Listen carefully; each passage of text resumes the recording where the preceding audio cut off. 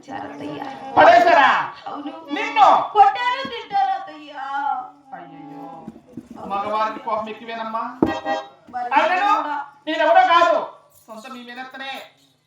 అవునా ఆ అత్తయ్య? నీళ్ళకి నాతో ఉండొచ్చానమ్మా. మీరు కూడా అలా అంటారేమో నాకు భయంగా ఉంది కదా. భయపడ నాకు నాకే వాడిగిట్ల పాడ సొంత మా అన్న కూతురే అమ్మాయమ్మా. మరి మా మామగారు ఇలా ఉన్నారంటే మీరు ఇంక జాస్తి ఉంటారు అనుకుంటున్నా, భయపడుతున్నాను కదా. మీ మా ఏం కాదు తెలుసా నీకు? తెలుసు అత్తయ్య. ఏమవుతాడు? మేనమామ అవుతాడు. మేనమామ. మీ అమ్మాలన్న. అవును. సొంత నా మేనమామ నేను మేనపడను కదా.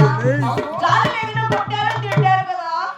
గేటు వదిలే పడేసి వచ్చారు, లోని కూడా కొత్తకోడలివి. రాని. అనక మనకోడ నోరు తెగించుకోవాలా. నేను ఏం మాట్లాడలేదు. ఇంకేం మాట్లాడతావు?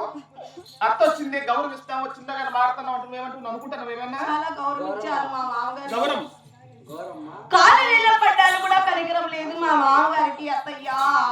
ఇక మీరు ఎలా ఉంటారో భయంగా ఉంది. నువ్వేం భయపడతాడమ్మా, నేను మనిషినే దయ్యాను కదా.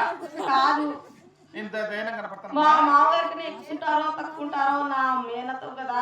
నువ్వు సన్నగా భయపడ్డా నా పైన లావుండావు కూడా. అయినను అత్తమ్మ పెళ్లి చేసుకుని వచ్చి ఈ గేటు మీద పెట్టావే, నీ చేసిన పొరపాటు పెట్టినా కదా.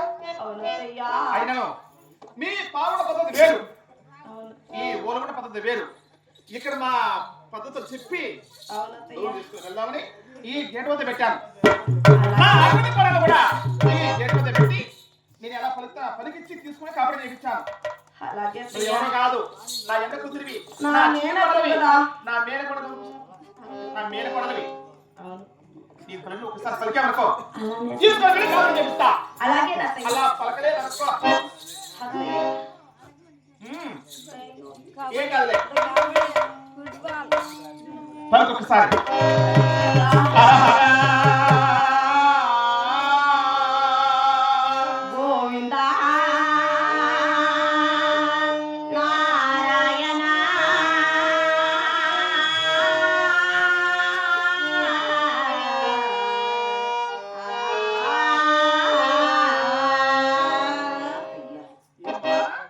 నీ పలికేది నువ్వు పలికేదండి. మీరు చెప్పినట్టే పలికాను కదా. నేను చెప్పింది అదేనా? అదే నేను చెప్పింది. ఏది అమ్మకి నేర్పిస్తారా? అత్తగారి బిడ్డ విన్నాక అత్త మాట వినాలి చెప్పరా? నీకు మీ అమ్మ నీకు ముందు నీ అమ్మని కొట్టాలి, నీకు కాదు తప్పు. మీరు చెప్పినట్టే నేను పలికాను కదా.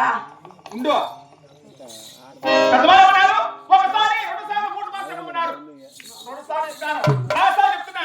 పలకాల సరే సరే పలకాల ఏమనుకో కాపాడమని లేరు.